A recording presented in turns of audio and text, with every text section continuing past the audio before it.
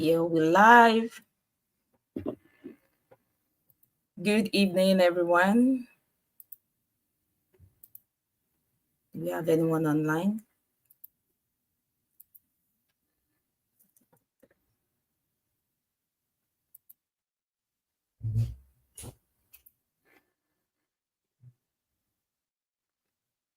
Hello and good evening, everyone. Welcome to today's live stream. Good evening. Please tell us where you're joining from. Good evening. Welcome. Thank you. Tell us where you're joining from. Let's know where you're joining from. We'd love to know where you're joining from. Welcome, Yewande Shotayo. Welcome. Good evening.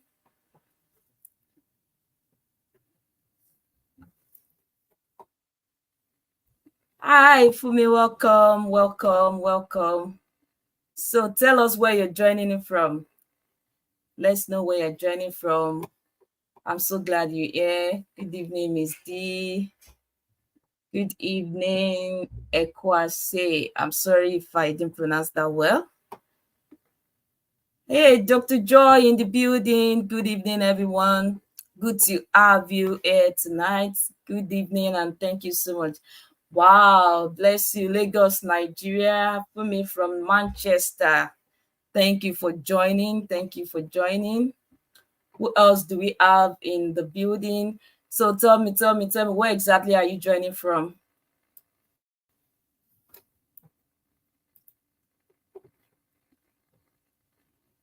Yeah, I see you, Dr. Joy. Thank you all for being a part of this live show tonight. And this evening we'll be having an amazing conversation, and I'm so sure you would love it. It's such a privilege to have in the house our own special coach, the one and only Aunty Etima. Can I see the fire emoji? If you are so happy, if you are so excited to be here tonight, I mean, let me see that energy. Let me see that energy in the chat room. Let me see that energy.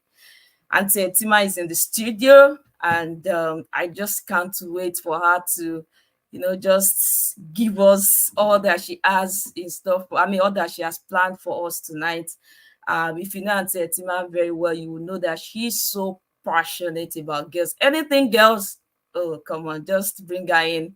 She comes in with all her energy when it comes to anything girls. All right, so before I bring her on stage, I'll need to do a quick introduction. I'd like to let you know that this program is organized by Parents Supporting Parents in the UK. And you might be asking, what is Parents Supporting Parents in the UK about? So I'm going to give a quick run through of what we do in PSP.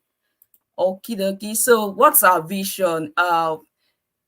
What we do basically is to empower Nigerian parents in the UK to thrive in a diverse society while raising wholesome families and fostering a sense of community.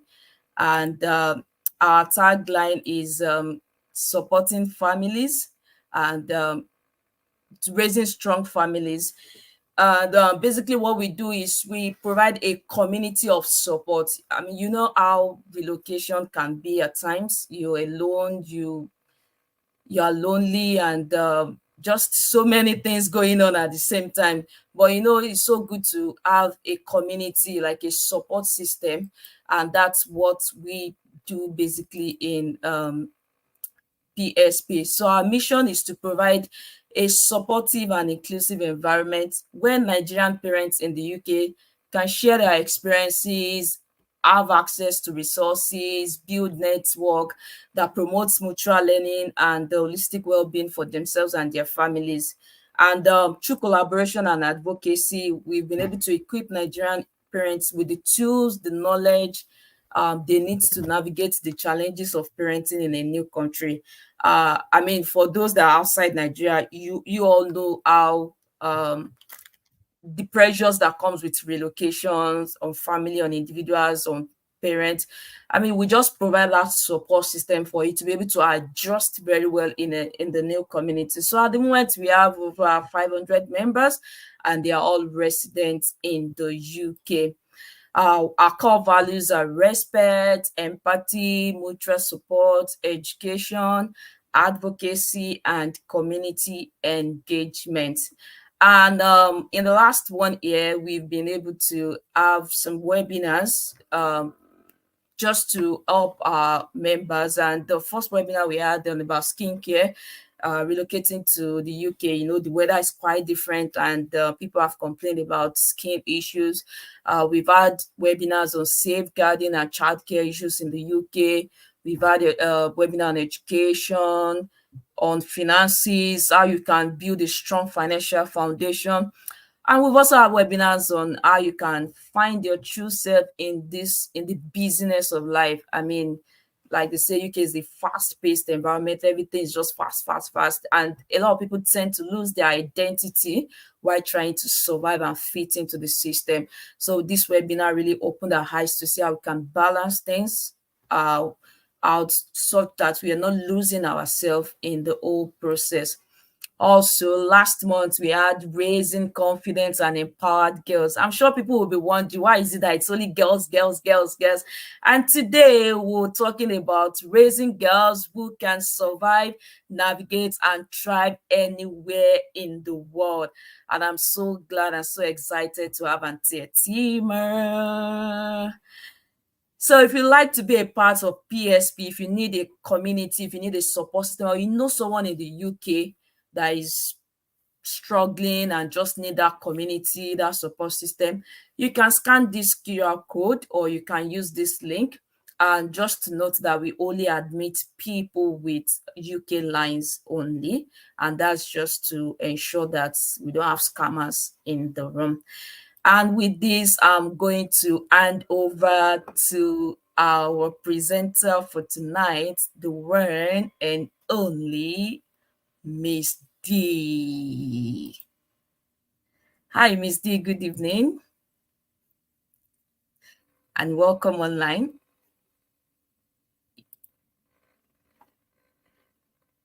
Good evening. Can you hear me? Sure. Good evening. Good evening, everyone. So good to have you all here tonight to listen to amiable Aunty Etima. We call her Queen Mother. And if you want to earn the privilege to call her Queen Mother, I'm sure she will tell you so much more about that later. But if you know someone that should be here that has a girl child, like Atinika has said, you want to be here. You don't want to be anywhere else but here. So just before we listen to Aunty Etima, we're just going to briefly tell us about her very, very quickly. I'm just going to share my screen. Pardon me, I'm not as straightforward with this thing as Atinika is. There we go. We have it on there. So we're just going to be talking very quickly about Aunty Etima. She's a coach, a girls coach, a counselor, and they're confident. I mean, you can see it right there on her t-shirt. Says it all about her. So Etima Umeh is a certified counselor, youth life coach, and experienced teen mentor who has dedicated her life to partnering with parents and organizations to provide guidance and support to help youths navigate their way through life challenges such as peer pressure, academic stress, self-esteem issues, addictions, and so on. Next slide, please. So for almost 20 years, she has trained, mentored, and coached teens in an empathic, non-judgmental, practical, and humorous way to achieve their goals and strive to grow into responsible, purposeful adults. Her ability to understand and connect deeply to teens around the globe has endeared many families and institutions to her. Aunty Etima is the founder of the Responsible Teens Academy, creator of the Girls Hub, lead mentor at the Teens Roundtable, host of the annual Teens Mentoring Bootcamp and the Teens Easter Camp. She constantly leads a team of experienced teen mentors to train teenagers both online and offline. Her programs are heavily attended, and I can attest to that. Aunty Etima desires to impact millions of youths. Her desire to impact millions of youths has driven her to build a community of teen mentors that she trains and mentors all year round. She consults and speaks for renowned private, religious, and public organizations. She has been hosted twice on Africa's largest TV network, that's CBN Africa, and other media houses. She is particularly known for her deep passion and love for girls, who she believes are the much needed help for mankind. In the same vein, she serves as a strong voice in the area of morality and positive sexuality. Her bestseller, which is Maintain Your White, if you haven't got that book, you need to run and buy it, has sold thousands of copies within and outside Nigeria. The Spiritually Intelligent Teenager, Sex Proof Your Home, and some of her many resources impacting the world. Her materials are available on Amazon and all over Nigeria and outside of Nigeria as well, might I add. And finally, Aunty Etima, as she's fondly called, and I'm adding Queen Mother to it. She's married to Matthew Umeh, who is an original Odogu. If you don't follow Aunty Etima, go and follow her. Just, I think yesterday, he was making food for her ready before she finished work so that she can eat. That is the original Odogu. And together they run Witty Minds Family Bookstore in Abuja and are blessed with 3 amazing teenagers. Can I see the fire emoji for that powerful bio? I mean, I don't know what else you're looking for in a coach and mentor for girls. I'm sure that has hopefully sort of whet our appetite and gingered us to, be ready to hear what she has to say. And I can tell you that she's on fire. Nothing that she says is usually out of line. I'm hopeful that when we hear her speak today, we can run with whatever it is that she's going to say to us, and we can sit down, think deep as to where we need to make changes and impact our girls positively. So are we ready? If we're ready, can I see you type ready in the comment section below? Thank you. I see you all that are joining. Welcome. So if you're ready, can I see you type we're ready? I am ready in the comment section below. I am ready. So without further ado, thank you, Mature, thank you, Ekwase, thank you, Fumi, thank you, Blessing. You're ready. We're ready. I'm ready as well. So without further ado, we're going to bring in the Queen Mother herself. Although I think she might be having a bit of technical Yeah, I think issue. she's having network issues. Yeah, she's Network out of issues. studio. Oh dear. She's out of So, studio. I mean, while we wait for Aunty Etima, Mhm. I mean, I think we should just type in our expectations. What are you expecting to get out of today? Say, oh, we have her here. Is she back? Queen Mother is back. Hello. Queen Mother is back. She's Yay. back. Everybody praise the Lord. We need to speak to your network tonight. We are ready for you. Your Cover your network network must in the not blood mess of up Jesus, again. Queen Mother. Amen. So, Queen Mother, you have the stage right now, and please go ahead. Thank you. Okay, so my slide, I sent in my slide. Okay, it's here. Thank you so much. And I've been in the comments and I've just been laughing. I see some familiar names. I'm so excited. Thank you. I saw somebody say, what of the boys? The boys session is coming. Calm down and let my girls just, enjoy our stage now. Please, mamas. But yes, I celebrate you all. Thank you for the amazing work that you're doing to the team, admin, and everybody. This is a huge ministry. I hope you guys know. And please, you want to celebrate admin and celebrate your leaders. It might look like, what's there? It's not just gather a group of, no. It's anything that you do to change the life of someone or to make life easier for someone has become ministry, has become helps, has become a purpose, okay, that God will be glorified in. I'm so excited to be here. It has been a very would I use the word back to back, extremely busy season. Right now I'm in Benin. This is not my space. We're in Benin for the TIP summit.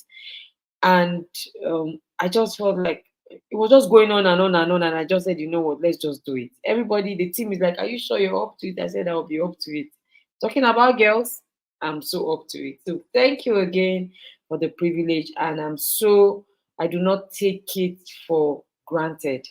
And if you're a mother of one of my queen daughters, special shout out to you.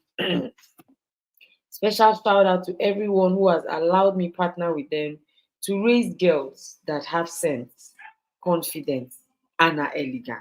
Okay, so you're going to understand why I say so as we go along the way. All right, so let's go into our session. Please, next slide, please. I wish it was something I could do myself. Okay, so I usually would want to start the conversation with a question, which is, in your absence, I mean, I'm sure you know that people die in the UK, US, Nigeria, Africa. People die everywhere.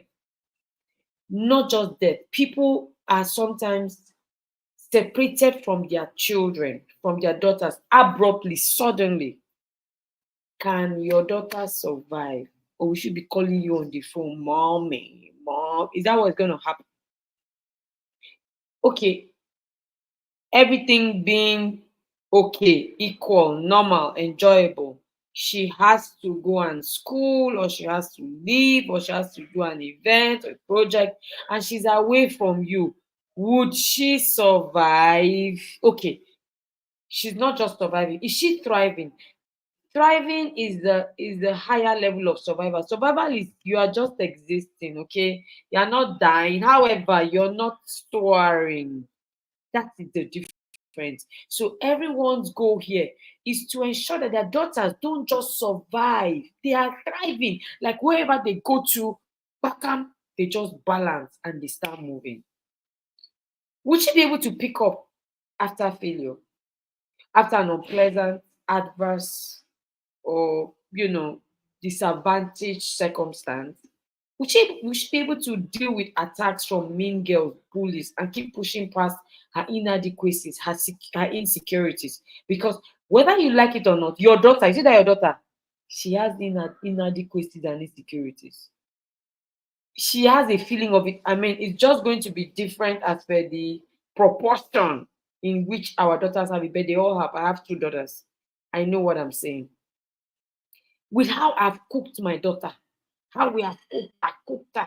So she finished school last year at 16, and she made all her papers, cleared her papers, A's, her jam was 260, everything.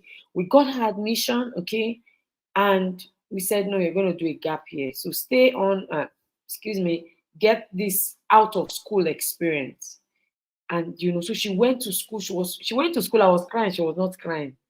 She was like, mommy, please, are you paying me money? I beg. Can you pay me my money? I did a video. It was so funny. And because in this past 1 year, she has found her tribe. She has found, she achieved a lot. But she called me a few days ago that something happened. It's not so serious, but something happened. I'm like, what happened? She said she was gisting with her, year two friends, and one of the boys just turned to her. Somebody that she had been talking with since school resumed, just turned to her and said, "Who is even your mate here?" My daughter started crying. I don't know, those that have followed me for some time, I talk about Zara a lot. Zara started crying. Zara is hard. And she has worked on her confidence. I mean, hey God. She started crying. Dadama, you see me as a failure. Is it not because they made me to stay at home for 1 year? My daughter was crying. She was having a meltdown. And I had to say, what is going on here? Have you forgotten who you are? In fact, before I would call, so she called me, I was in a session, so I missed her call. By the time I'll call her back, she was talking to one of her friends who's also in the university. And that one was encouraging her and everything. So by the time I came, we now had a group call, and we just encouraged her, we laughed about it. But it got me thinking, if this girl had not been trained and cooked, Do you know she was already saying she's not going to go back to that class? She was already feeling like, oh, she's not going to go back to that class. Oh, she's going to stay in a hostel. She'll be reading out. I think she was it just in a split few minutes.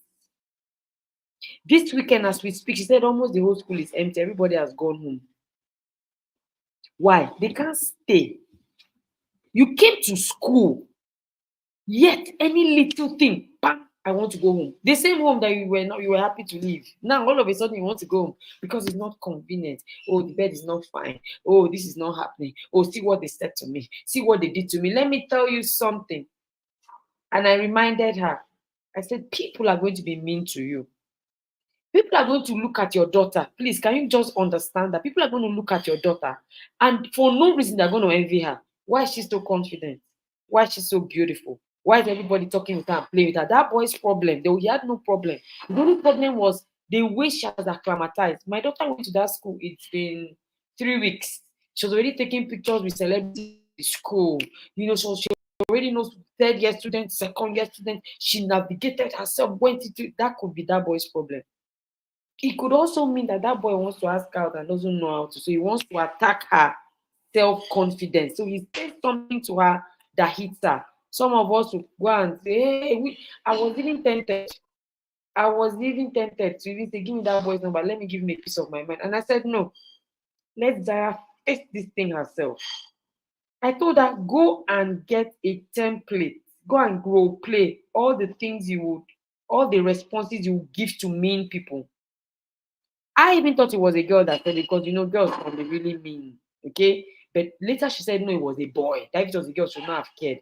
And I don't think so. We could have really mean girls, bullies, people that just want to say things to you that hurt you. Remember, your daughters are in the UK. They're not at home. So these things are going to. So my daughter was not saying, is it not because I stayed for 1 year? I'm not a failure. I don't blame them now. I don't know anything good for my life. She was just talking down on herself, just for that one sentence. That was an emotional attack. But she bounced back. Her bounce back was it for me. By the next day, she was okay. In fact, by the end of that call, she was okay. She knew what to do. She knew who to call. She knew, you know. And then she came up. So it's not like your daughters are just going to, with all the, most of us are intentional parents, you're going to bring up your daughter in an intentional way. Everything is going to be smooth. No, she's still going to be attacked. How does she bounce back? Next slide, please. How does she move past it? How does she do that? Answering these questions will show you how ready your daughter is for what is coming her way. I always tell my girls in the girls' home, stop thinking that the world is one flex place. You know, my girls now, they like soft life. You guys have daughters. Is there anybody's daughter that does not like soft life? Please raise your hand up. All our daughters, every one of them, they love it easy. They love it sweet. You know, they love it cold, fresh, easy. In Nigeria now, we say they love it with tease, composure, and demure. Oshe, how be it? The world is a place full of furious, harsh, brash people. The way you talk, the way you look, they don't like it. Okay, next slide, please. This movie is giving me, I like soft life. You know now, even us, we like soft life. Our daughters are just like us.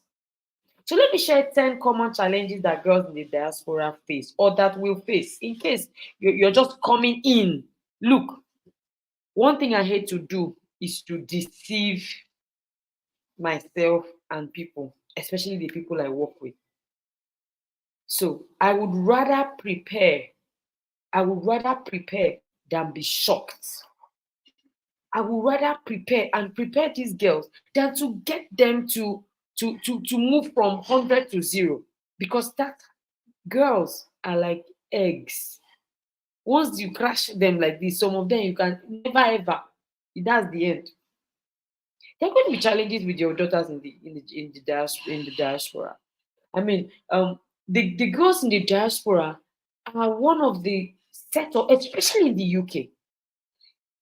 The Girls Hub Journal that we have, Empower Girl Journal, it was inspired because of one of the challenges I saw with girls in the UK, especially. 2 of the books I wrote and launched recently, and if you haven't got those books, you better do. We have distributors here amongst you. You see that girl, you see the girl's journey to work. It was inspired. I was writing that book, I was crying because I saw myself, I saw my journey. And I'm like, I can imagine what girls are going through.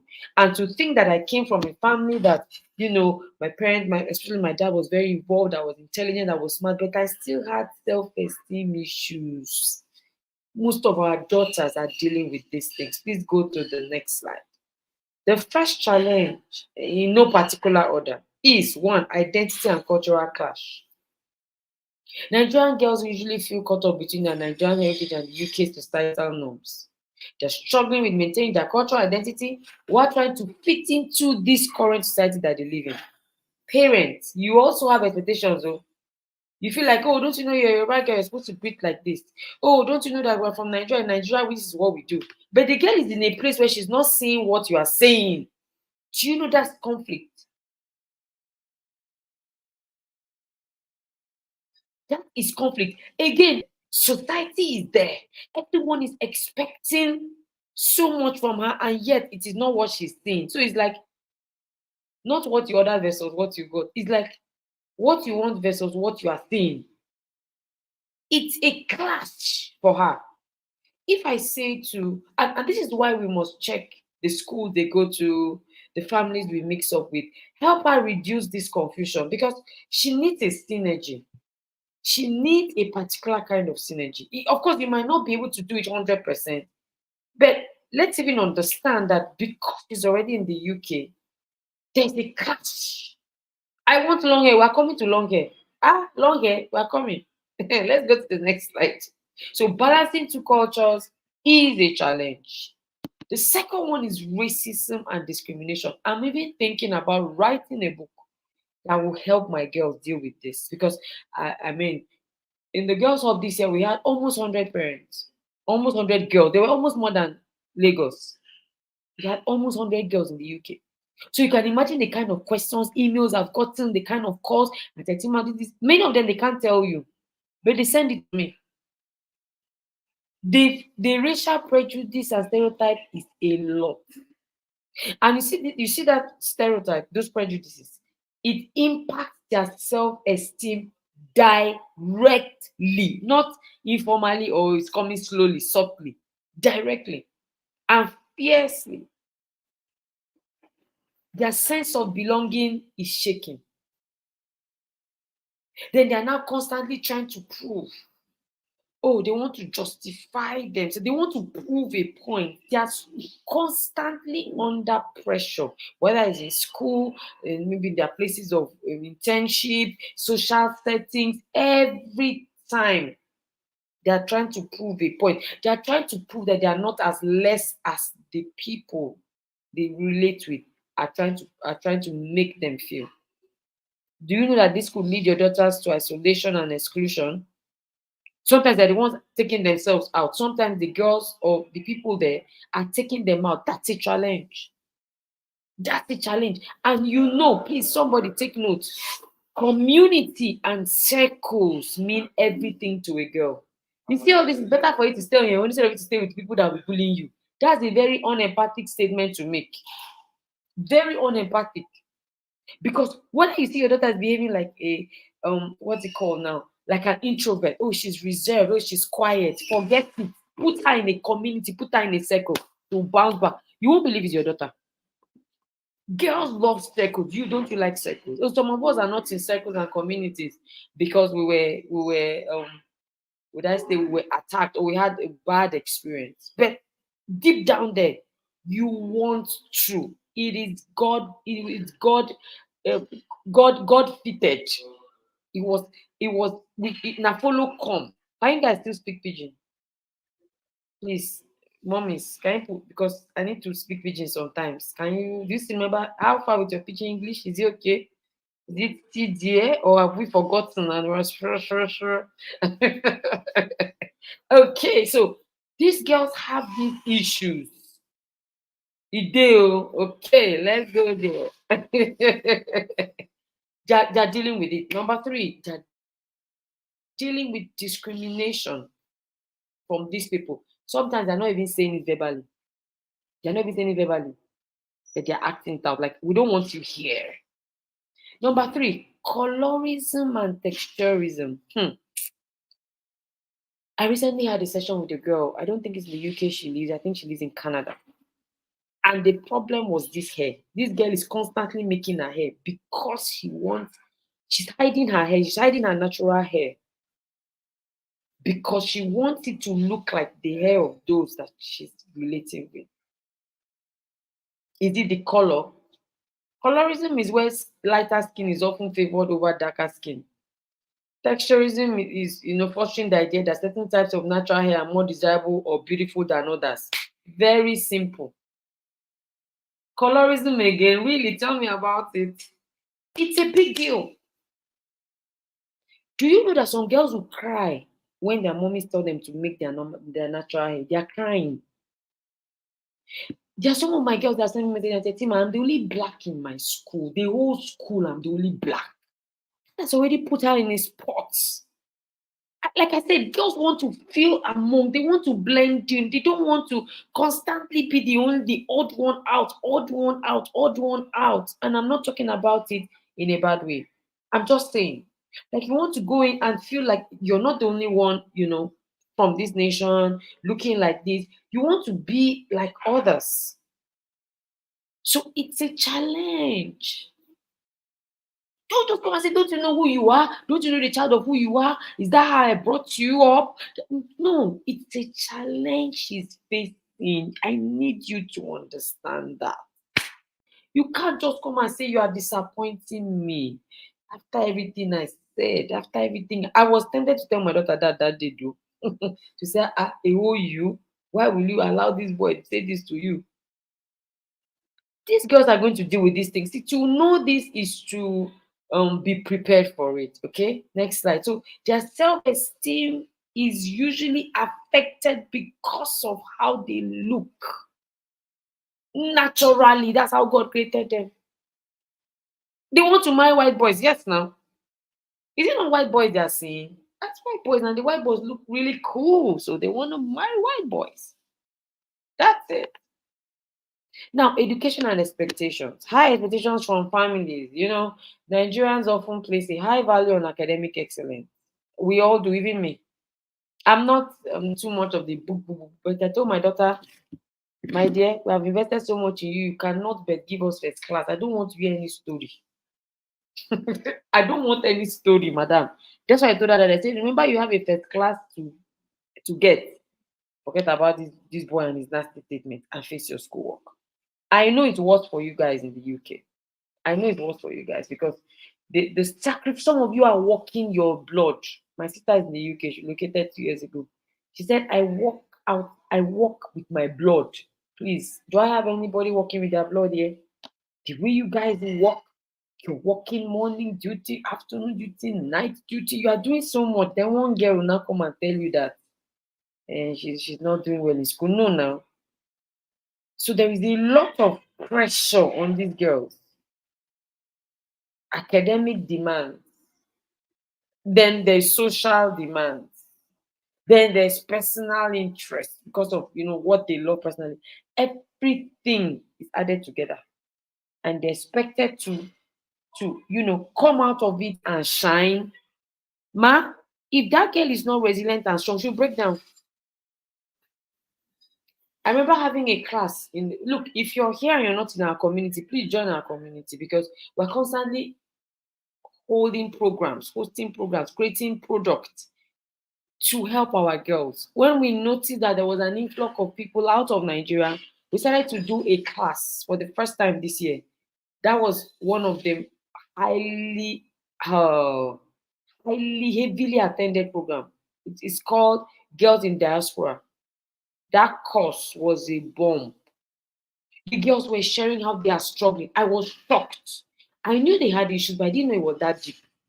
95% of the girls in that class complained about the teaching style, complained about the curriculum, complained about complained about everything academics. And here you are, feeling like, what's going on here? My friend, will you do well? Someone says, I work with my blood, tears, mentally exhausted. I know. And so when your daughter is not doing well academically, you have a problem with it. Of course, it's to be expected. But the girl too is also struggling. So one to another, please, empathy. Next. It is not easy, and I just pray for grace for you all, but to just see you through. Number 5, mental health and emotional well-being. In Nigeria, we don't believe in mental health too much. You just know that mental health is coming up. Before, if you talk about mental health, they say, I beg. The girls, sometimes, especially those that started off in Nigeria, they take up that attitude of, oh, mental health issues are not really attended to. And then they struggle to seek help when they have anxieties, depressions, and identity-related issues, which is why the girls' hope is always there. To have somebody even say to you, you know the kind of emails I get. Somebody will just say to me, Aunty Etima, I've taught the girls, I've grown them so much that they are aware of their challenges. They don't beat around the bush, and I'm not feeling okay, but I don't know what's wrong with me. They know. They say, I'm having issues in this aspect of my life. And we start having the conversation. And this girl is just 10. She's just 11, just 13. But she's talking like an adult because we have created a platform for her to know what is wrong with her. Please, dear mothers, listen to me. It is not okay that your daughter has a problem and does not know what to do about it. Did you hear when I just said that when my daughter had that problem, before I'll pick my call and respond to her, she called a friend that I know, a friend that I've adopted like my son because his mom is late. She called him and they were talking and chatting. She knew what to do. 2 years ago, my daughter will not try that. My daughter will just lock up, shut down, disconnect herself from every. Shebi is a young man that annoyed her. She will cut off herself from everybody and sink into loneliness. She will sink into herself. I had to teach her how to become vulnerable and how to know who to share, how to name her feelings. My daughter, when she was here for 1 year, I don't know what my husband did to her. She shut down. The next thing I heard was that she said she wants to go and see her therapist. I was just wondering why? You people know it's for latte. Most of you know it's for latte. She booked a ride. We got her the car. She went. She saw Aunty Folake, had a session, came back home, and was okay. Let us not, bring up these girls as if to say, oh, if we are not there, our daughters will die. Okay, now am I in Lagos with her? Am I in school with her? Are you going to be with your daughters forever? Can you please teach them how to name their problem? If you check the statistics from what we read, girls deal with mental health issues far more than boys. Because a boy, in fact, if he's not happy, after sometimes someone just say, oh, bro, what's up? Whoa, yo, you just say, that guy vexed me, and that babe do me like this. But a girl, never. We must teach them. Because they're even dealing with that issue. They should name their problem and know who to go to for help.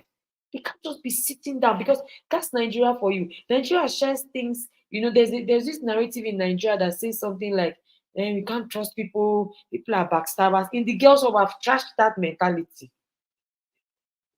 If I share my problem with you and you gossip about me, it's on you now, right? It's on you.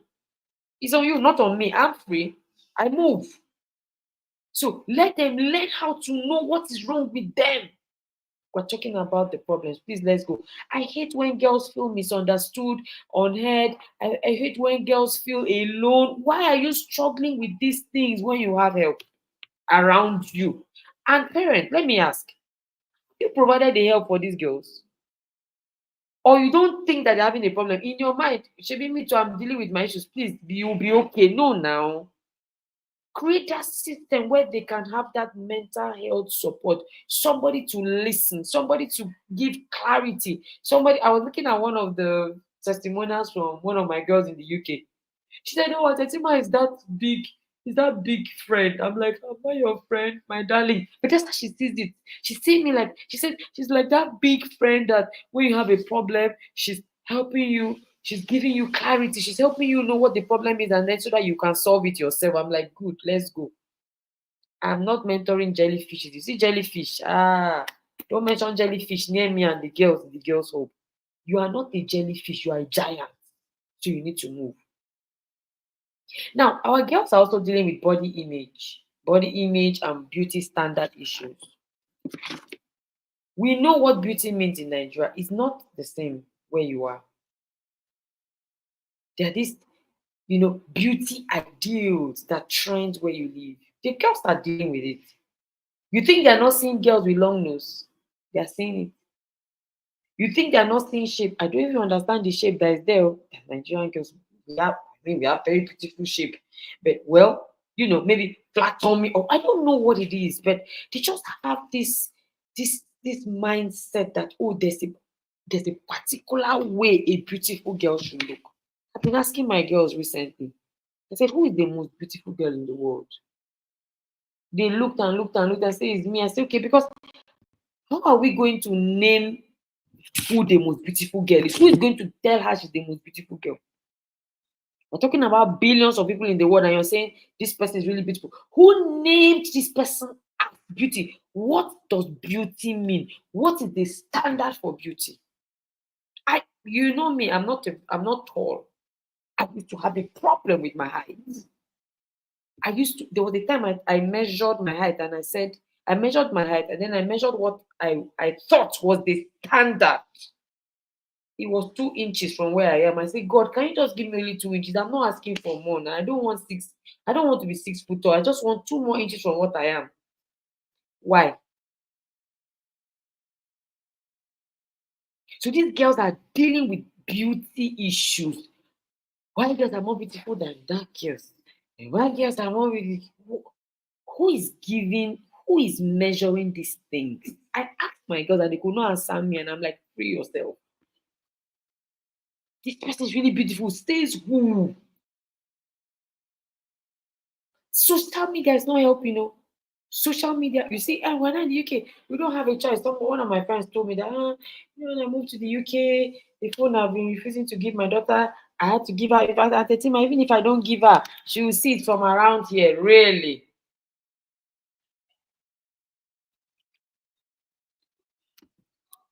Okay, so she will see it. Have you told her that in seeing it, everything you are seeing is not correct? Social media can give somebody hypertension. Social media. Even as adults, don't you scroll through and your heart is hitting? See my mate. I call it my mate syndrome. It showed me Pepe. My mate. Because she just flat on me, a bomb. That's why we're. I don't know. Maybe people are not dealing with bomb issues, but in Nigeria we're dealing with bomb issues. We're dealing with Bobby issues. And I asked my girls something recently. The girls in the girls' hall. I asked them a question. I said, "Let me understand something. When an Indian, for example, comes to Nigeria, when an Arabian, when they come to Nigeria, do they now come and start behaving like Nigerians? Do they come and start wearing Ankara tying to wrapper on a good day? Do they cut off their hair and start doing shuku? Don't they maintain the way they look here? Why is it that our own girls want to change? Every time they want to change. Every time you go into a place, you can't see some Nigerian girls. There are some girls in the UK. When they're even talking to me, I can't hear what they're saying. They feel it's part of the beauty also. They've added that one too. The way they look, the way they speak, the way they carry themselves. I don't understand. These girls, why are they not between Nigerian girls and these Western girls? Most times Nigerian girls have more shape, we have more hips, we have bum. Some of them do plastic surgery. But from what we see, maybe I'm wrong. You guys are there, you can let me know. It's usually the celebrities, the ones that have plenty money. They're the ones that can afford these things. But in Nigeria, you see normal university girls going to do BBL. Yes, lucky girls, as they say. Social media, they say it's lucky girls. They're constantly trying to. So our daughters are going there and they're like, oh, beauty is this. Who created that standard? Nobody has answered me. Who brought it up? Who told these girls that this is what beauty means? Why are our girls always wanting to change? Why? People should please answer me why. Why is it that when they go to these places, they don't want to remain the way they are? Next slide, please. These are the things that are worsening their, beauty concerns, their self-esteem, their confidence. Gender roles and expectations. Some African families may adhere to more traditional traditional gender roles, which can clash with the more expectations outside Africa. They can create confusion or tension, especially regarding future career choices or independence. In Nigeria, we have certain careers that trend for us. We have certain things that say, oh, this is good for a lady, this is good for a man. And then when they go to the UK, it's not the same. It could create confusion. I mean, in the UK, I see ladies do all sorts of things. They do jobs that men could do. In Nigeria, like, no, she's a woman, no, let her not do it. So when they go there, that switch is a problem. What is expected of you, it can clash with what she already knows. Oh, you're a girl, you're supposed to do this. Oh, you're a girl, you're supposed to do that. Problem. The girl is just feeling under unnecessary pressure. Next slide, please.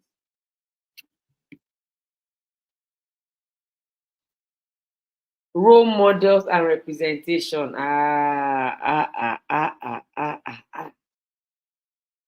Nigerian girls usually find it hard to see themselves reflected in mainstream media, in leadership positions, even in their school environment. Just was it yesterday? One of my girls sent me a message that she's just been appointed a parliament leader. Last year, one of them said she wanted to contest, but she was not feeling like she could. I called her in for session immediately. By the time I was done, she went in there and I think she was representing an entire, I don't know how you guys call it, like an entire zone or something. She was black, then everybody was contesting with was white. I said, you can do it. Nigerian girls feel invisible. Do you know? Do you know your daughters actually feel invisible? Because you're not seeing, and that's why, dear parents, girl parents, I need you guys. Counsel. She was contesting for that, and it was a big deal for her. One of them just got in and she sent me an email yesterday and said, Etima, guess what? I made it. I was so excited for her. But if you know the talk we talked at the back end, it was a lot.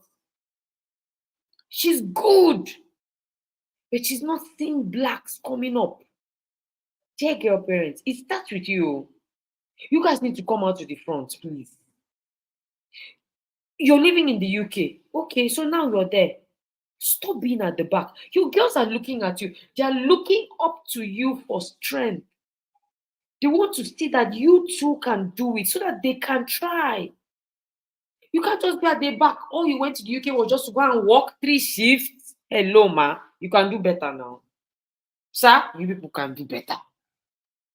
Let these girls see you pushing. Exactly. That's what I'm saying.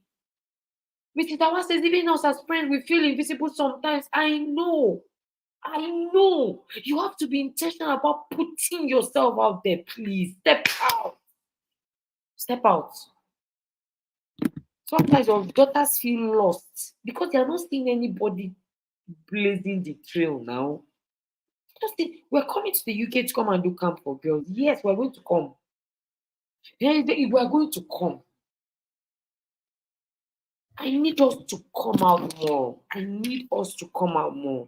I don't want us, acting disadvantage. You might not say it, but your daughters are watching. They are watching. They see you look helpless. Yes, they see you look helpless, hopeless. Don't carry last, man. In the front. Yes, ma, that's the way to go. Move forward.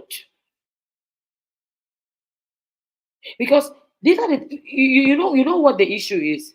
When your daughter has so much trapped on her inside, it's like she's going to burst. You know when the Bible says that don't put new wine in old wine skin, if not to burst. That's how it looks. It looks like you just carry everything that she has and just dump it in and trap her inside. Why? Let new one, she's in a new nation, she's in another nation. Let new one come into the new her in that nation and let her show forth. This lack of inspiration and motivation is frustrating. In fact, it's equal to frustration. Lack of inspiration and motivation is equal to frustration because what is inside of her that is bubbling, that's supposed to come out, no motivation, no inspiration, the thing just shuts down there, she becomes frustrated. Please, I want to appeal to us. If you are just getting in there, please move. I always say that if I live outside Nigeria, I'm going to walk outside Nigeria as an expatriate. I've been saying that thing so that my daughters will hear. I have been saying it, shouting it. I said, I'm not going to go to the UK or go to these countries and go and wash plates. No, I'm not going to do it. I'm not going to go there and look like a fugitive. I will not do it. My daughters were like, Mommy, what if you get a job? I said, I will not. Why? I heard somebody I knew in Nigeria, hear me, she got a job with some UK people, US, I can't remember the country. They hired her as a normal person. They hired those ones as expatriates. Okay, no, it happened in Nigeria. Those people came here. She was in Nigeria. She got a job. I think she was in the UK. She was in the UK. Those people came from the different countries. They hired all of them and brought them to Nigeria to work. Their head office, I think, was in Dubai. They call those ones expatriates. They say she's from Nigeria. Since then I vowed the vow. I say if I walk outside Nigeria, I'm an expatriate. Look at the Chinese people, all these people that we call expatriates in Nigeria. In their country, they're just normal people. So how come they come to Nigeria once just like they're white? Oh, expatriate. Why are you not an expatriate too? Why must our girls why must they have this suffering mentality? Hey, because I'm in another man's country. Oh, I will die before I make it. Why should you die before you make it? Parents, I think we even need to start changing our mentality. I'm not saying you should go against the rules. I'm just saying, tell yourself, yes, you're just coming, maybe for some of us. It might take time to settle in, but have that mentality that you are in the UK, you are going to be an expatriate too. And people don't like expatriate work. You don't like expatriate status. You people like suffer head. Why are we treated this way when we go there? Then when these girls know, right? When they come here, we just celebrate. And when we go there, we're suffering. No. This thing is affecting these girls. You know how many times I ask my girls, you miss Nigeria? Yes, I missed it. I want it back. Step out. Let's change our mindset. That victim mentality, that suffering, that disadvantage mentality. Why? Our girls are already dealing with it. Can we make it easier for them? By the way we carry ourselves. Yes, like I said, you might just be in the process of even settling in and finding your feet and even getting a good job. And the team has come with expatriate. Which one is expatriate? Can you at least be saying it? Be talking it, position yourself in such a way that these people are blessed to have me. They are blessed to have me. It doesn't matter how I landed in the UK. I sold everything to land there. Okay, now I'm here. I'm an addition. Treat yourself going forward. Talk to yourself. Hello, expatriate. Talk to yourself as expatriate. to do now my next portrait. You are working 5 jobs in one day. It's just a season. It will pass. Next slide, please. And our daughters will know that, oh, wow, mommy, expatriate, who's an expatriate? You explain. Yes, sexuality issues, relationship issues. In Nigeria, of course, this is changing now, but generally in Nigeria, our girls get to, meet teens before they start talking about dating and all that. But in the UK, it's not like that. Very open. Yes, I get you, ma. Good positions here are reserved for theirs. After 1 million rejected emails, you will just give up. Don't give up, ma. Keep holding on. Keep speaking it. Keep saying it. You will see. Don't feel defeated. It's discouraging, I know. But if you can hold on, you will get there. And even if you never get that kind of job, you will be able to create the kind of job that will make you an expatriate in your own thing. It's just a mindset. Let's start from there. I look at Nigerians and I pity Nigerians sometimes. The stress is so much. It looks like we're always getting the shorter end of the stick. Why? And especially the women. No.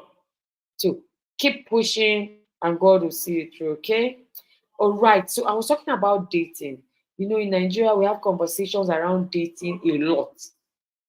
We say things like, oh, you cannot date until when you're ready to get married.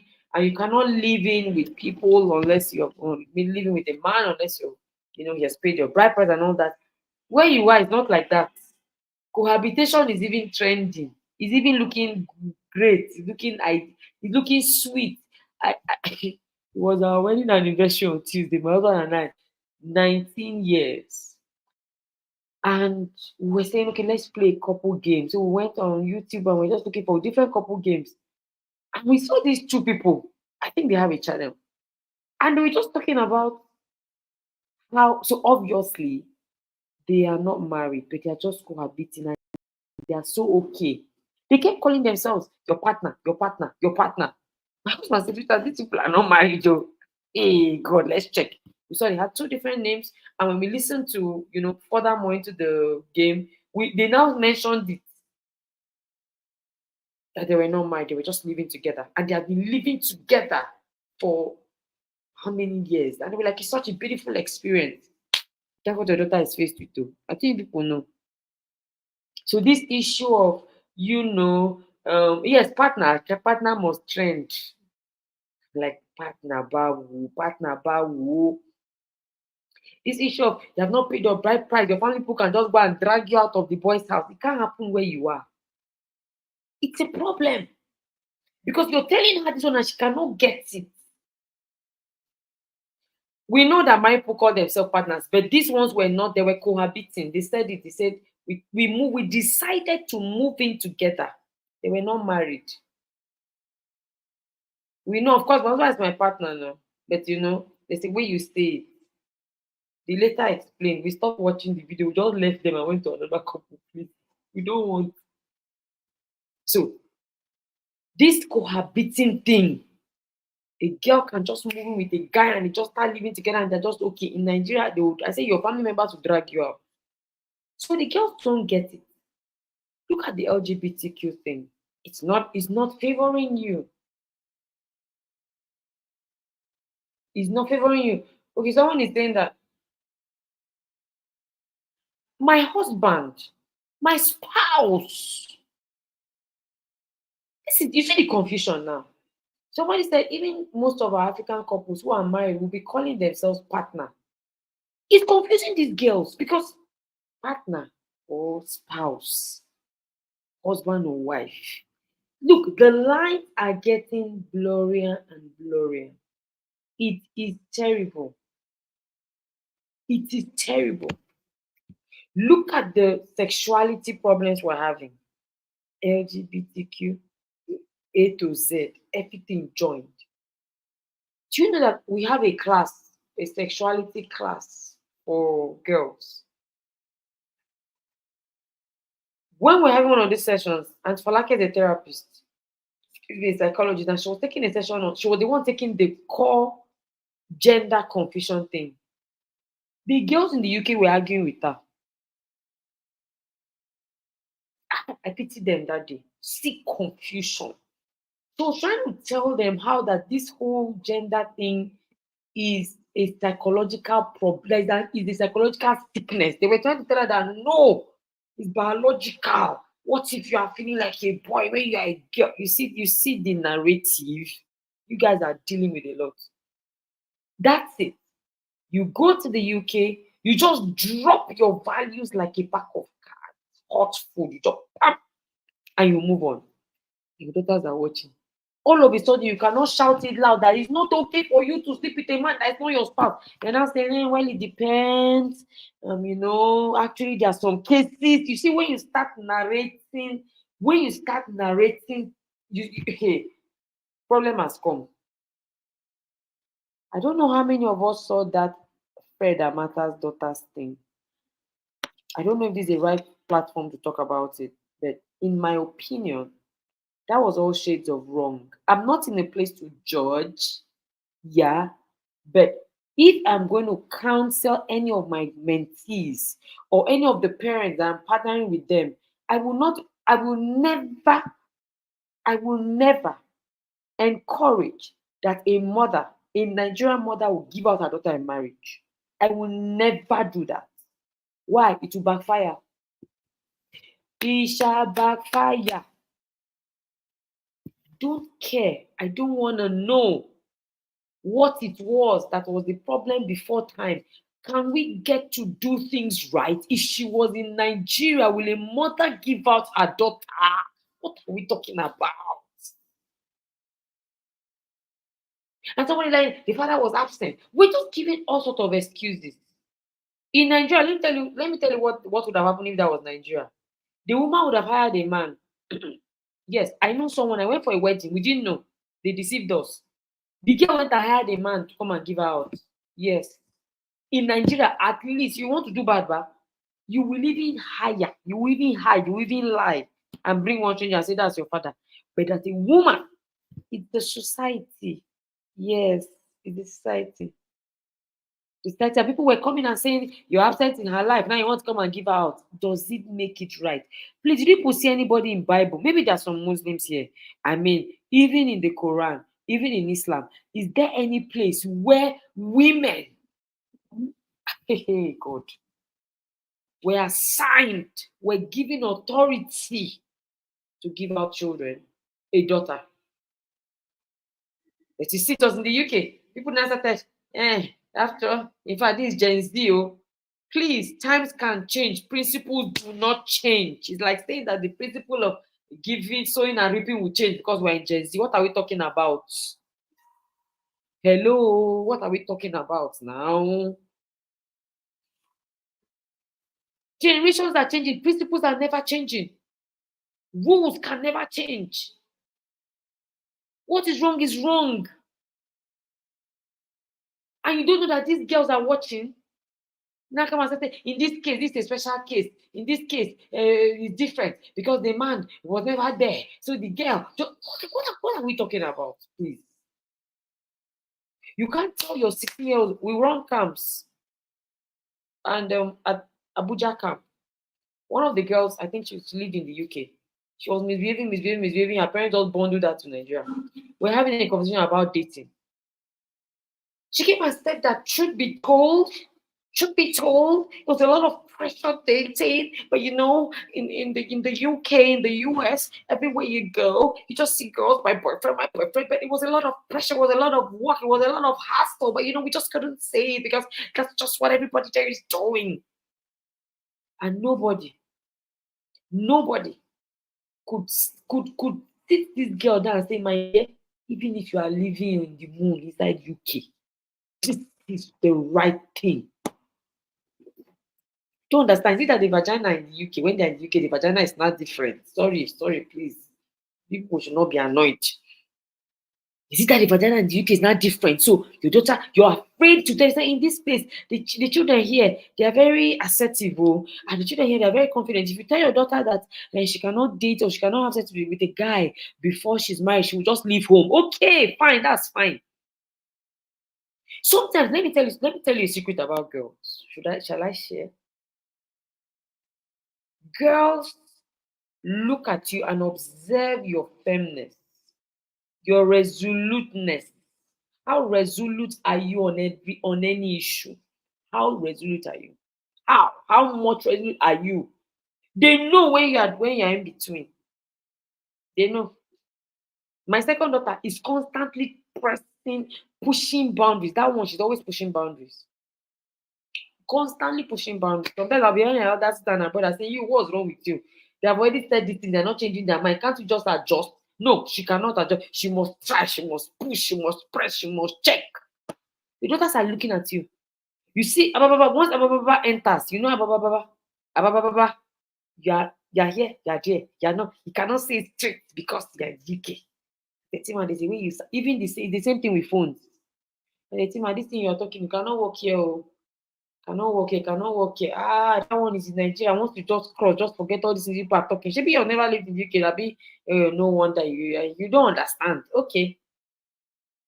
That is why right under you people's noses, one day a girl parent was crying how her daughter was harassed in school because she refused to stand out or stand up or allow them to put LGBTQ on her head. The girl refused. They suspended her. It's worsening because nobody's saying it. Everybody just blending. You can't fight the society, but you can guard your own. You can tell your child that you see this one, stand. If you need to stand, after you're not the first to stand. Daniel Kuma stood. Shadrach, Meshach, and Abednego, they stood. Joseph stood. They were all in a strange land. Hello. Daniel, they were there in their land. Esther, where she was she in her land? Okay, Esther was in her land. But Shadrach, Meshach, Abednego, Daniel, Joseph, they were not in their land. India's and Pakistan's cultural preservation remains. I don't know how they go to the UK, the US, they still marry themselves. Can you please explain this thing to me? Because as you said it, I thought about it. Ooh, they say they go for group classes where they are taught their culture after school and a close-knit community. I lived in my dad was a lecturer then. We lived in the staff quarters. The Indians, I don't know. I mean, Calabar is not Lagos, Abuja, or Port Harcourt. Calabar is just a small city. But still, the Indians in Calabar gathered themselves. They marry from themselves, they stay with themselves, they live with themselves. The Nigerians just go pump everybody, hey, they'll just go and get lost. See some Nigerian girls, you can't know that they are still from here. We say, come to the girls' hall. Oh, join TIP, join the boys' leadership, join the married sale. Do this thing that we are doing so that we will keep great community for ourselves. No, all this that are doing, Nigerians fighting Nigerians. It's Nigerians that fight Nigerian pastors. It's Nigerians that fight Nigerian coaches.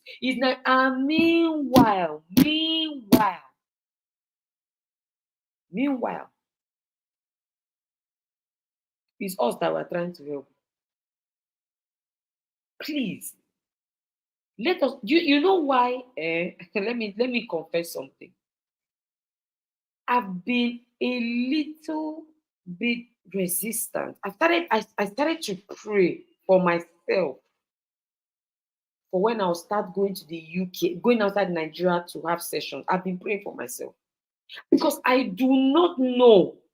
I have to train myself before I go how to see evil and not hit it. I don't know how I'm going to do it all. So I do not come and arrest me while I'm talking there now. I don't know how to get lost in a place. I don't know how to do it. I go into a relationship, I just get lost. My voice is silent. It's called self-silencing behavior. You guys, there are so many resources I have. I've been doing a program for girls, not parents now, girls themselves. We've had 3 sessions this month. It's a free session 3. We have done people pleasing, attention seeking. Yesterday we did fear of missing out. You guys need to go and I'm going to send the replays. And please, if you have not followed me right now, so in this class, can you please, I'm going to be looking at my phone. Mrs. D, how many people are in this class? I want to ensure that everybody in this class follows me right now, because that is it. Stay in your community. Stay in your community. Oh my God. Mrs. Dio says, I'm a mother of boys and I run a football club along with my husband. The pressure I have seen is fierce. I can imagine. I asked an Indian colleague why her son did not marry, we wanted to marry. She said the girl has cohabited with a man before. So because of that, her son cannot marry her. Okay now. But in Nigeria, they say, yeah, in Nigeria, they say you not lucky to see a man. I don't understand. Luck. What is luck? You don't know the quality of girl that you want to marry. I mean, that the guy is coming to marry. How come? I went to a school. Hey, God, I had a session this month. I've had sessions. And I was just asking, okay, it's been International Day of the Girl Child. And this year, the theme was vision for the future. What's your vision? Somebody said to marry a rich man. Another one said, Etima, can you imagine if this person asks you to marry them? It's such a privilege. I said, I don't understand. What are you talking about? Etima Umeh is what to follow. Etima Umeh, just Etima Umeh. Facebook, Instagram, especially there's YouTube. Just follow Responsible Teens Academy by Etima Umeh. You see it on YouTube. But on Instagram and Facebook, Etima Umeh. And I'm wondering what's going on here. Our girls, is now a privilege for a white boy to ask out. You know, before, this is just by the way, before I didn't used to believe in matchmaking. As we speak, I now believe in it. I totally believe in it. Yes. So as I'm here like this, I'm shining my eyes very well. Shining my eyes. So let me know the people that can enter my dynasty. Today, I heard of a new one. Somebody is shouting, these girls. I heard of a new one, escort. Who has heard of escort before? How girls, now it's no more hookup, it's now escort. From across the world, though, girls will escort guys and men to as their partner we should use now. How should we call them? Escort them as their handbag and their bed warmer. Just be escorting.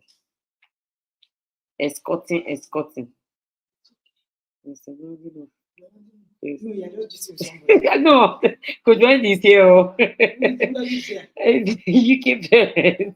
It's okay, you should release my Coach Wendy. She has finished. She has finished. Okay, I'm rounding up 10 more Bye. minutes. Thank you for coming. Okay, so I'm wondering, the reason girls that escort, I don't understand. Your girl was sent to help mankind. What is she doing escorting somebody? Somebody, can you make it make sense to me? Next slide, please. The 10th one and the last one. 10th one and the last one. Navigating friendships.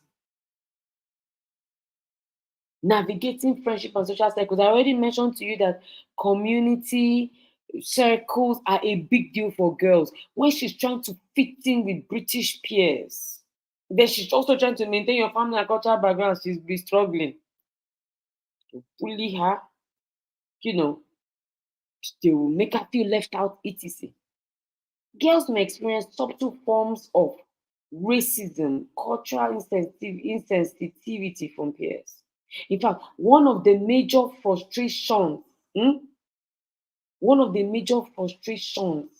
is mean girls and bullies. The girls hub 6 years. We have a class for 6 to 8. 6 to 8. 9 to 13. 14 to 17. That's my response. Ages 6 to 8. 9 to 13. 14 to 17. Undergraduates and graduates.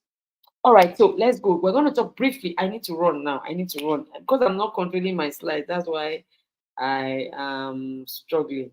That's why I'm slow.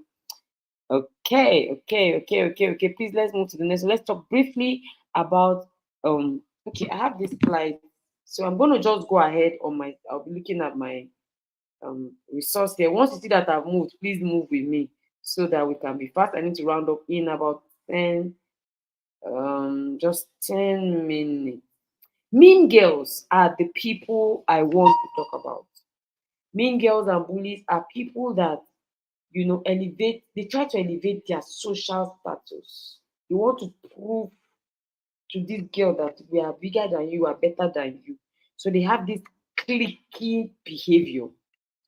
They want to exclude your daughters.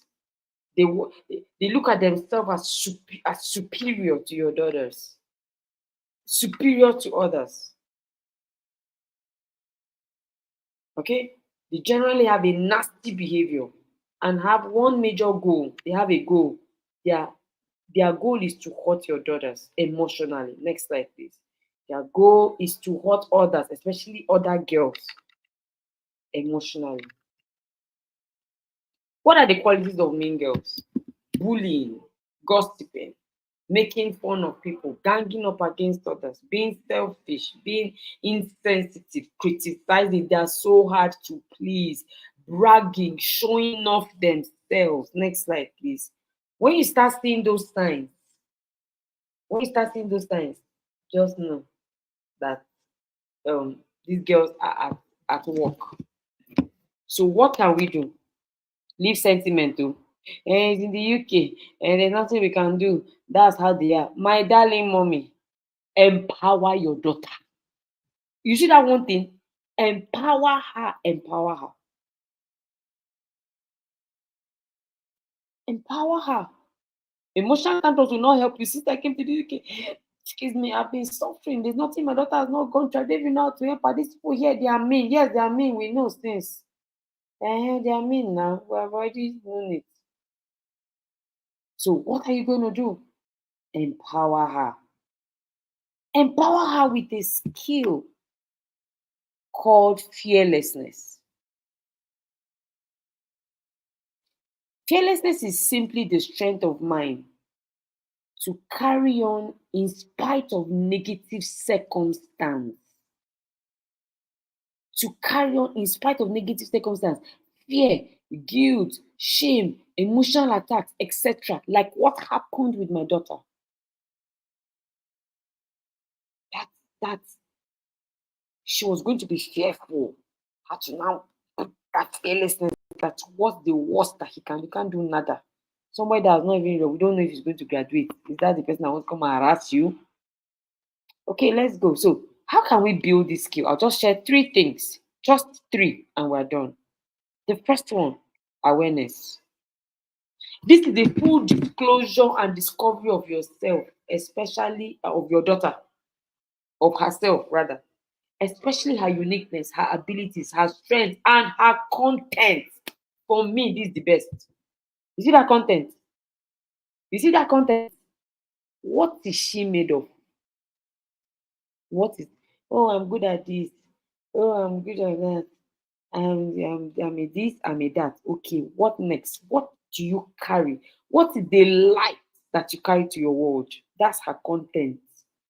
What's the voice that God has given to you? What's the message that God has given to your daughter? She must find that thing. If not, they'll keep bullying her. She can be in the UK. Yes, she can be anywhere in the world. Remember, we're not talking about only the UK. She can leave the UK and go and school in the US and be calling you every day about one thing that is happening to her. Oh, how the boss is treating her like this. Oh, how her neighbors do not like her. Oh, how the people in her church are racing against her. Oh, complain. What is her content? You see why I said I'm an expatriate? Why? My content. Now I know what I've put inside myself. I know what I've developed in myself, which is what I keep telling my daughter. See, do you know what is inside you? You that you're a speaker, you are a content creator, you that you're a resource. Anywhere my daughter enters, she's bringing solution there. She went to 70 IP for 1 week. She was on the team. You should see her. I reminded her, she just bounced back. I didn't just start consoling her. Hey, why are you crying now? You know, some people are very mean. And I reminded her of her content. This content is very important. That's why you must invest in your daughters. Some of us, the only investment we make is on academics and then on body, aesthetics. Academics and aesthetics. Looks. Where's the content? You see that lionic mindset, we call it myonic mindset in the girls' home. It's only coming from what you pour inside her. It's coming from development, mental development. Bakam, this is my daughter I'm talking about. This is to read book. As at last year, when she finished secondary school, I was sitting down to read with her. Can you people help me imagine this kind of problem? My second daughter said that when she reads self-development books, it does not enter. I say, kneel down for anointing. Kalabadaya, Holy Ghost fire upon your life now. Enter in Jesus' name. Holy Ghost. It was funny that day, but I meant it. Why? The day of trouble, the day of emotional attack, the day they will say one word that will puncture your self-esteem, what will come out of it? What will help you? Content. That's what will now make you bounce back. What does she know? Those that know rule over those that don't know. And that doesn't like reading. And she does all these things. I tried to do that to the girls, but she was not even serious. It was a waste of my money. Let your money wait. It will keep waiting until you start adding up. All the books I bought those days, my daughters will not reach. Meanwhile, you people should help me. Me, a whole meme, coach of life. Get mentor by excellence around the whole world. Nobody like me. Bookshop, I have. Books, my own 2 daughters, biological. The only 2 that God gave me will now tell me that book does not enter. They don't understand it. They don't. I suffer though. This my senior daughter, as we speak, my daughter went to university, she carries self-development books. At the point, she said, Mommy, I need a book to read. I recently saw something in a book that she had read, and I underlined it and sent to her. She said, have you forgotten that I read this book? At the point, she was reading. If we are going back home from work, she'll be reading with her phone touchlight. She'll be reading with her phone touchlight. From somebody that could not open book. That one just said it's tiring. The other one says it's not entering. Can you please help my life and destiny? One says it's tiring. She doesn't just like it. The other one says it doesn't enter. And we want to do your content. How are we going to do it without reading? The guest hope, all this coaching, all this stress. There's already a lot they are doing in school. School is good, extracurricular is good, but there is nothing to be compared to self-development. Quote me. Quote me. My name is Aunty Etima Umeh. Find me anywhere. Quote me that I said that you cannot compare. Because at the end of it all, character development, self-confidence, communication, problem solving, everything that is part of self-development now. So how will she get it? And my daughter likes ballet. Ballet is good. My daughter now came and said she wants to be a dancer. I say you cannot be a dancer, man. There's no dancer in my lineage. And you can dance, but not a dancer. Hello. She said, God, I beg. I said, no, you are not going to be. It's okay. I'm not saying dancers are bad. My cousin is a professional dancer, but not my child. God did not give me that one. I said, you can use dance as a form of, as a tool in your career, but you're not a dancer. Why? I know that has been influenced by social media. Yes, they're teenagers now. It's only my daughter chose what she wanted to do. Be careful with that. Be careful, because if you have not checked your daughter's uniqueness, her abilities, what has she been called for? You can't just allow her to choose anything. I met a girl that came to camp. This girl is born a media personality. If you see her reading news, she looks like that woman that reads news in CNN. That's how she reads. She's just 21 years old. She sounds like that woman. Guess what she's reading? Medicine. What are you doing in medicine? She just wanted to read medicine because she wanted to help her sister that has a health problem. I said, you were not supposed to read medicine. I dragged her mother. Her mother said she chose it. I said, what were you doing when she was choosing it? Can we look at our children and guide them?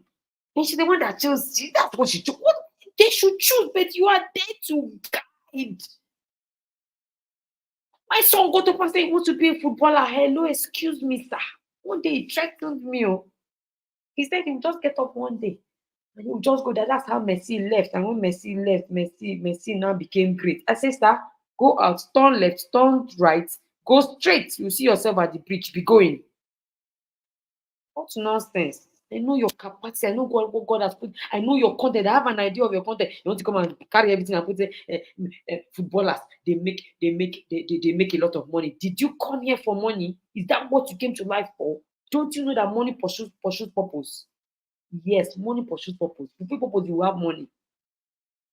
My son, by the time I did a purpose profile on him, the result came out that said my son is going to be a better mentor than me. And I can see it.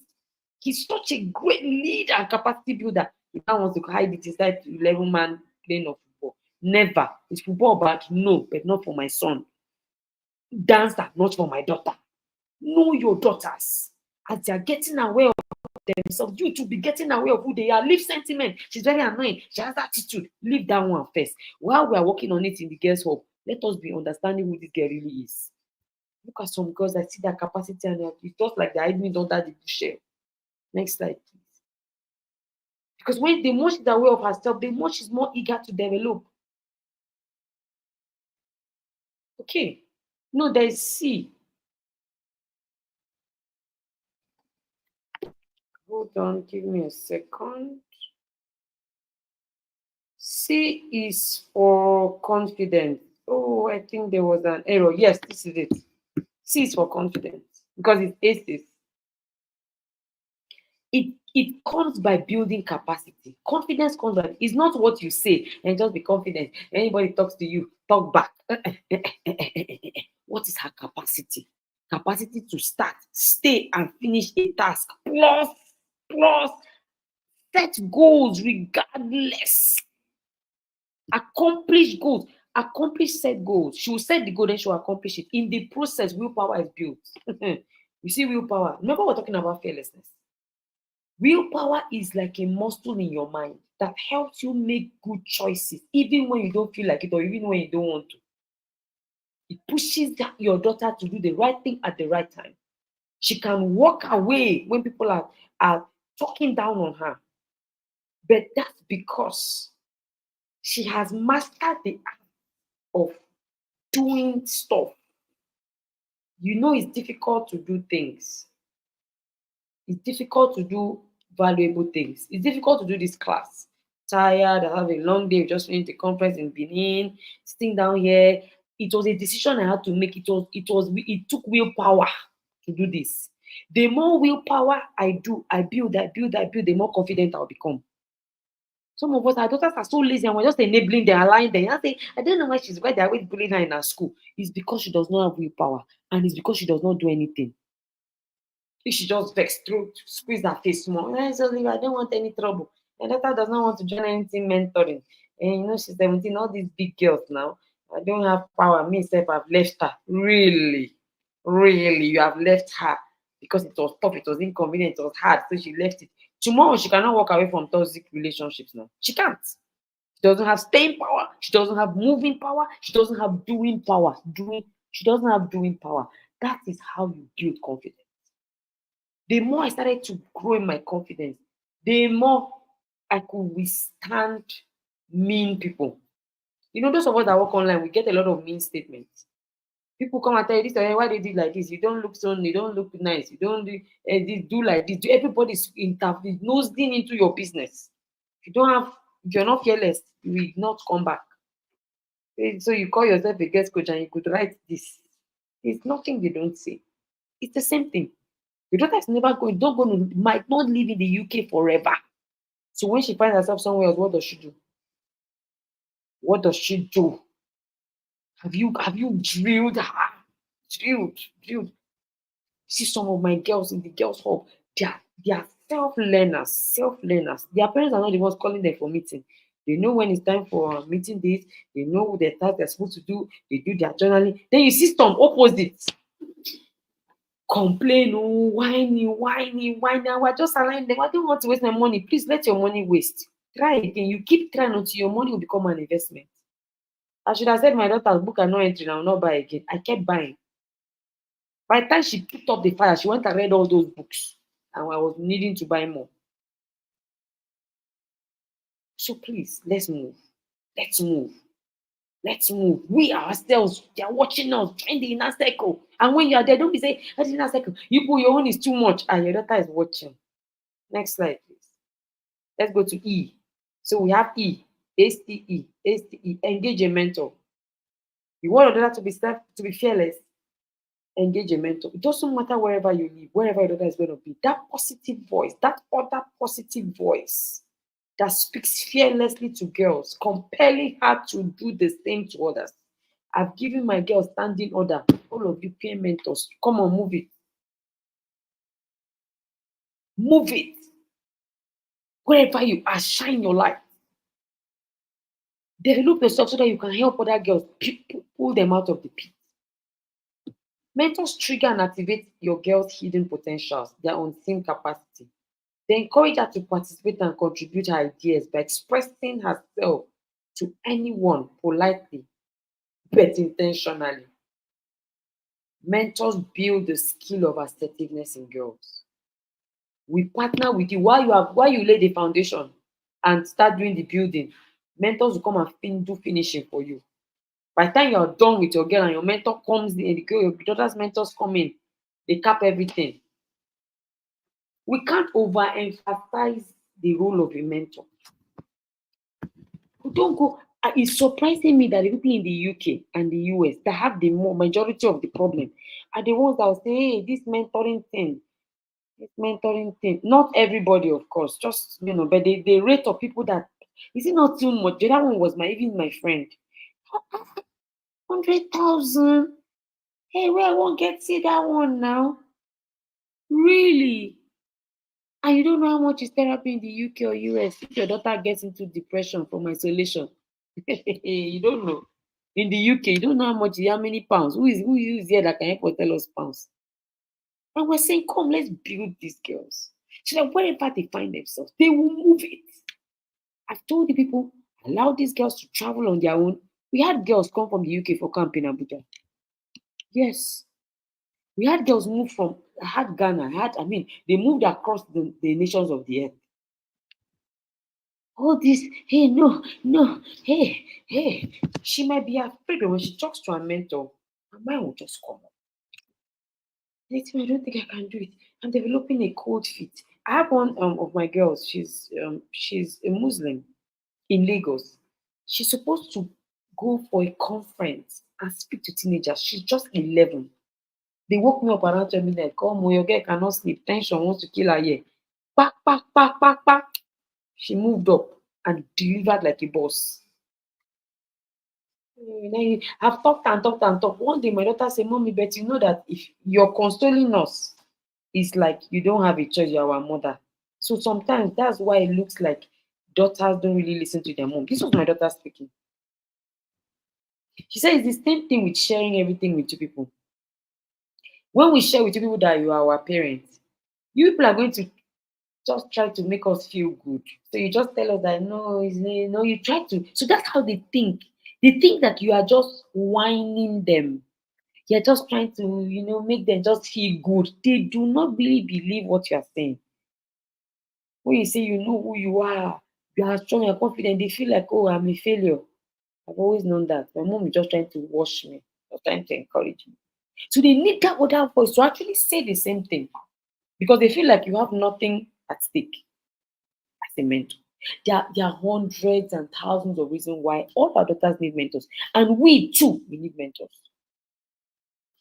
When she sees you submitting yourself to your mentor, she will submit to her own. Your son will submit to his own. Your husband too. Nkuma, you should submit to mentor.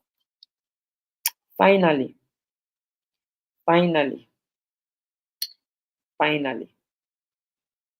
Fearlessness begins at home. Be humble enough to allow your daughter stand up to you and disagree with you without being rude. She can't stand up to you. She cannot stand up to mean girls. She can't stand up to bullies. She can't stand up to adverse, circumstances. So you are the first guinea pig. She's going to use you and check her fearlessness quotient and build it. Remember to also model fearlessness. She's watching you.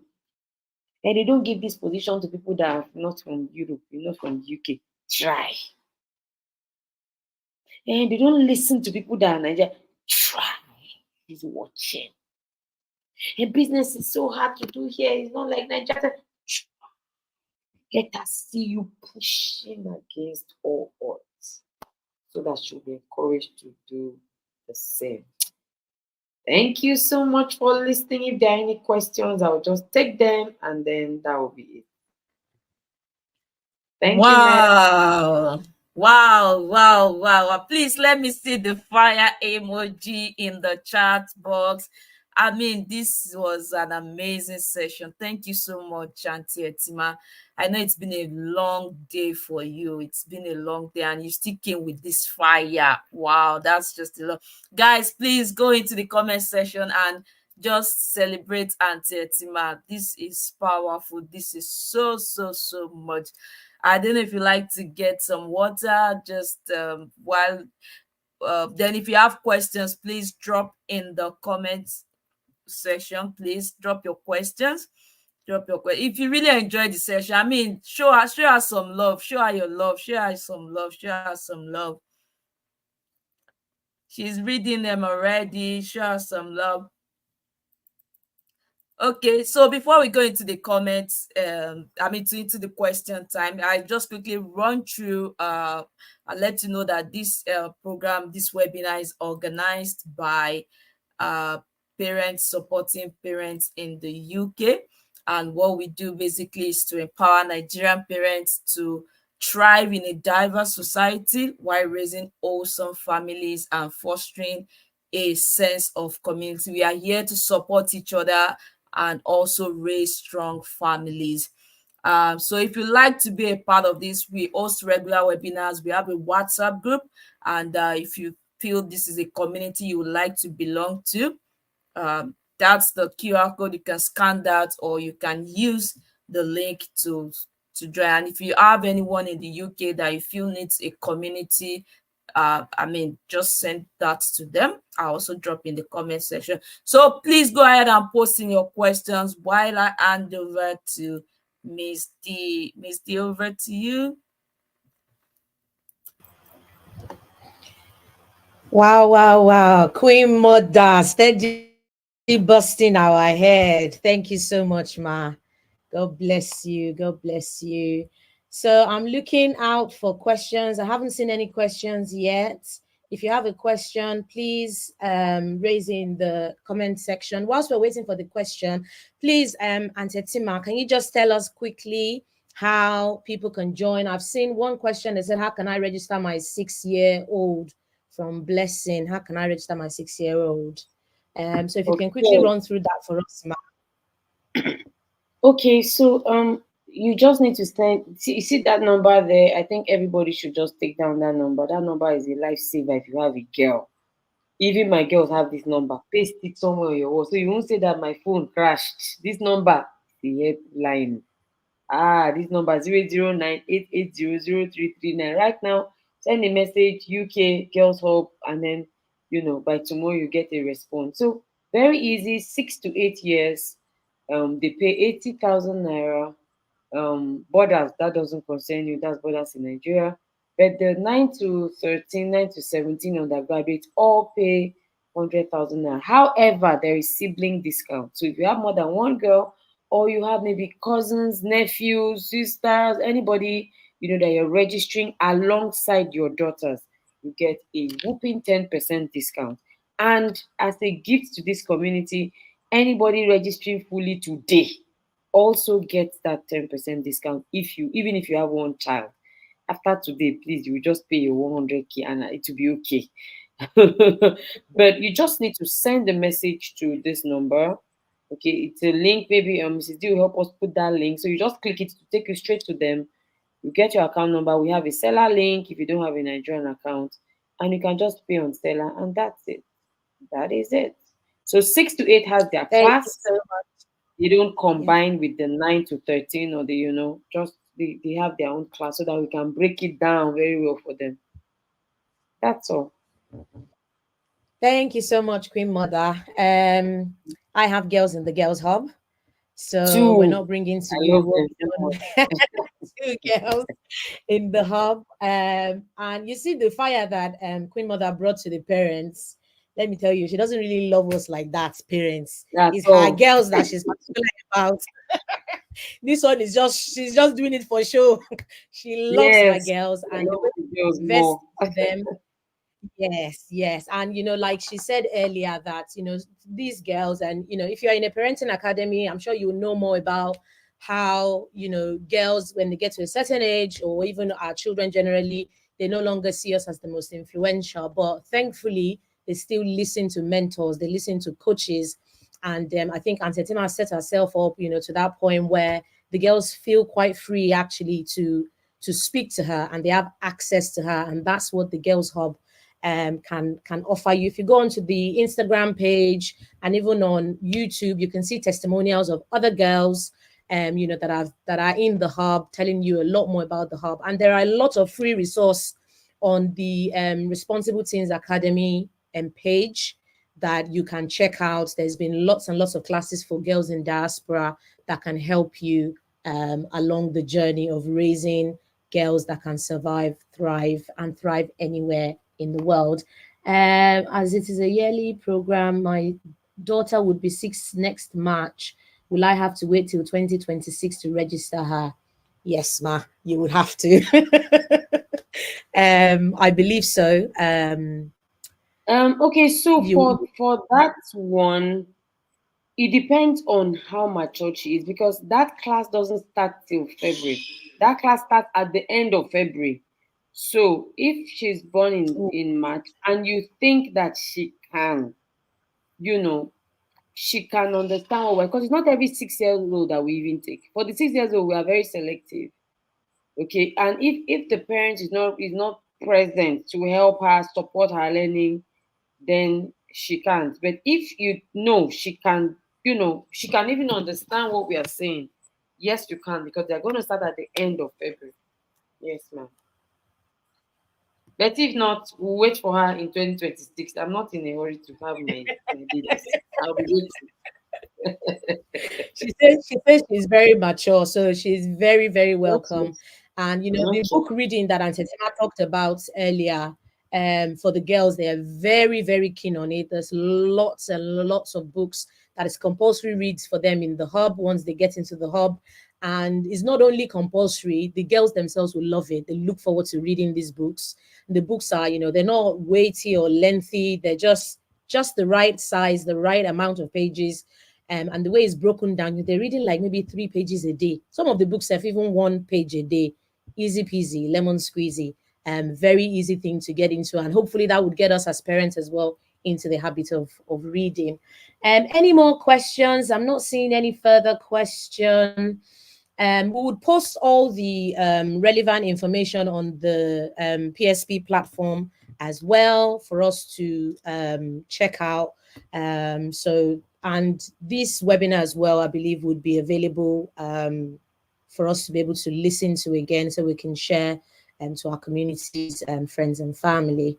I'm just checking. Okay, there's no other questions that I can see. Okay, there's the link. A link has been posted for us if you want to join PSP, Parents Supporting Parents in the UK. You can use that link. But like I said, to join the Girls Hub as well, we'll be posting all of the information that you need on the platform as well. Righty. I would hand over to you now, Atinike. I don't think there's any further questions. Yeah, I don't think I'm not seeing any question in the chat room. I Let mean, me that run. means I have to go. yes. Thank you so much, Aunty Etima. Thank you for your Yes, ma'am. time. God bless you. Real Yes, good. ma'am. Thank you so Thank much, you. So Mother. good to Thank have you. you. So thank you everyone for joining today's session. I'm sure it was amazing. It was amazing for us. And so stay tuned. We still have loads of sessions scheduled for the rest of the year. So please, once you see our messages, then please kindly subscribe to this YouTube channel, so that when we come online, you get a notification on your phone. And please don't enjoy all these things alone. Share with your friends and family. The same link you used in joining, you can also use to catch a replay. If you need to catch a replay, then you could go to our YouTube channel and see previous or past webinars that we've had, so you can also listen to them, and I'm so sure you will definitely enjoy them. So please share, let people know about what we do. We provide a safe space for people. I mean, you can't do life alone, you just need people around you, and that's what exactly we do in PSP. So if you know anyone in the UK, or you are currently in the UK, you can use that link and to join our WhatsApp group. And just note that you can only join with a UK line, and that's just to avoid scammers from getting into the group. So once again, thank you so much for showing up tonight. Catch you and see you at the next webinar. So thank you everyone, thank you everyone. Yeah, thank you. The way you share water of fire, please share. Thank you so much. Thank you so much, everyone. Thank you, Thank you, everyone. Have an amazing evening. Have a blessed evening. All right, see you later. Bye.